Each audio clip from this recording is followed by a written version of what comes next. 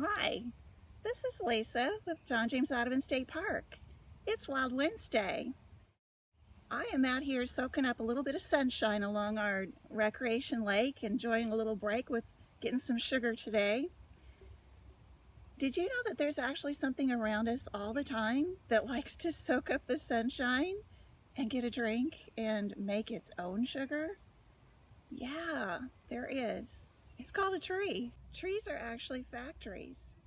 Just like it takes several different workers doing different kinds of jobs to create a finished product, trees are like that too. There are many different parts that have a certain job to accomplish in order to keep that tree alive and growing. So we're going to see how trees are factories today. The trunk of a tree supplies the support, which actually holds up the branches, and the branches provide the support to hold up the leaves. The roots of a tree hold the tree upright and anchor it to the ground. They're usually deep underneath the soil, but sometimes we do get a glimpse of them right on the surface. Sometimes we get a look at the roots as they've been pulled out of the ground when a tree has fallen. It gives us an idea of how those roots spread out. Normally, the roots are as wide as the branch system of the tree. Most trees, like this baby sassafras, will start out with what's called a taproot. And that taproot goes down to anchor that plant into the soil. And then from there, root hairs and rootlets will expand off of that taproot to begin the job of pulling out water and nutrients from the soil that tree will use to grow. Every tree has its own unique size and shape of leaf, but one thing that they all have in common is the fact that these leaves are green. There's a pigment called chlorophyll that's responsible for that green color. The leaves have a very important job in our tree factory because they produce the food that will keep the tree alive. That green pigment, chlorophyll, helps that tree to collect the carbon dioxide from the air and the sunshine, and that mixes with the water that the roots brought up. And through a process called photosynthesis, a sugar is created which feeds the tree. Once that sugar has been produced, there's a byproduct in our factory, kind of like the waste that sometimes gets generated when we manufacture something. Those leaves release back oxygen into the air. Without our green plants out there, we wouldn't have oxygen to breathe.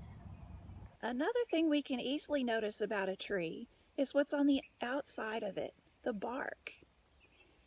In the same way that every tree species has a different size and shape of leaf, the bark on different kinds of trees is very specific. Tree bark may look bumpy, smooth, grooved, or layered, but no matter its look, the bark has a very important job in this factory in protecting our tree. Now, I like to think of the bark as being a lot like my skin. If I get a cut or a scratch, I'm going to clean that and then bandage it until it heals because my skin is there to protect me from germs. Well, the bark of a tree is also there to protect it from insects, from damage by fire.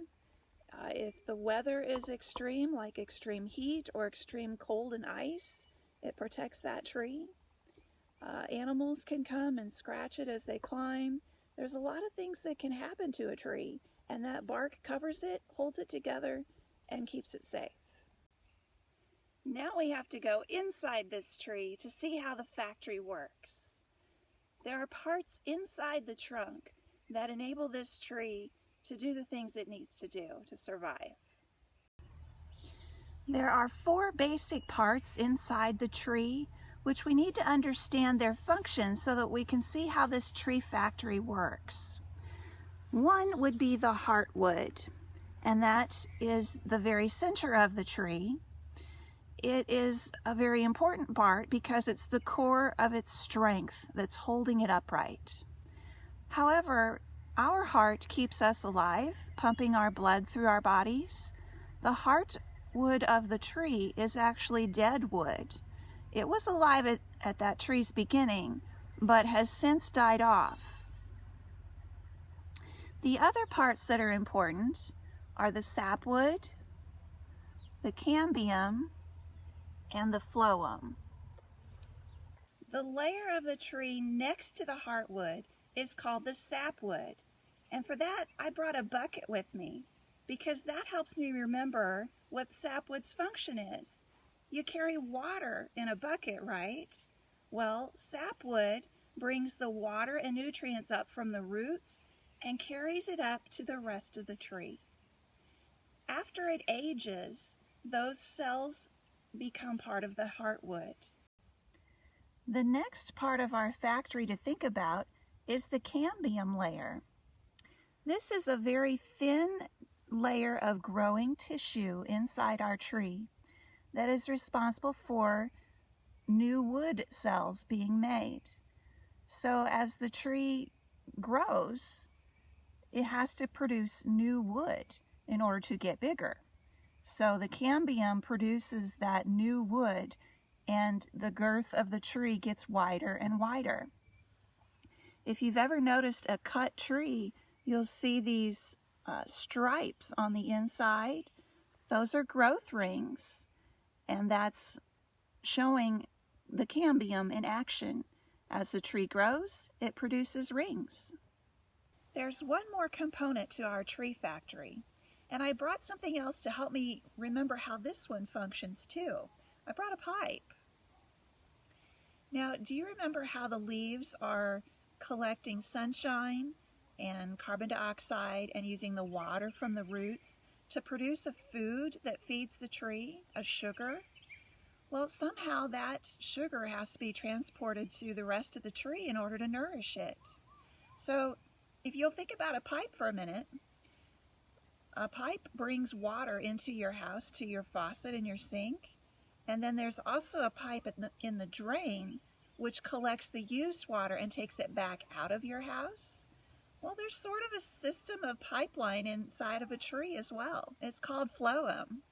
So it's the phloem's job to bring that sugar down from the leaves and nourish the rest of the tree.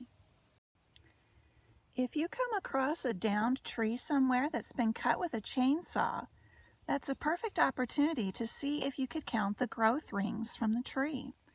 Remember, the cambium is creating new wood cells each year?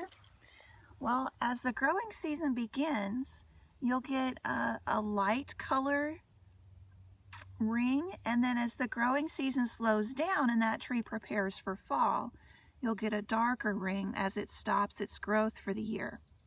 So if you count the darker rings, it'll tell you approximately how old that tree is.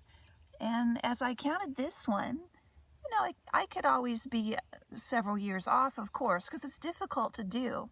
But I'm guessing this tree was about 86 years old, beginning its growth in 1934. Some of the rings are very close together. Those are years where it did not grow as much. A very wide ring indicates a year that was really good for growth. Can you tell what part of this tree is missing? The heartwood. The heartwood can decay and you end up with a hollow tree. Have you looked at any of the cool tree factories near you?